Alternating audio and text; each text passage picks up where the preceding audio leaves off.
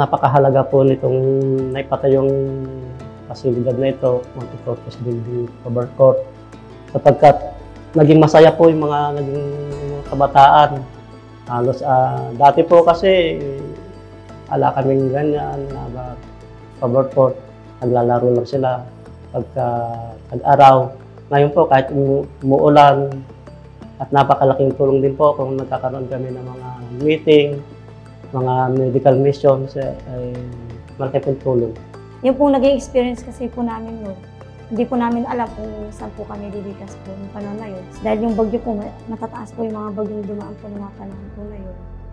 Yun po yung napakahirap pag kami kalamidad. Ngayon po, dahil nga po dyan sa may nagkaroon na ng overcourt, pwede na po namin pagsilungan pag ako may bagyo.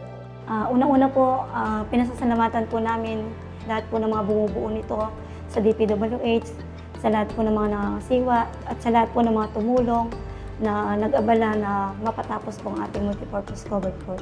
Maraming salamat po sa inyo lahat.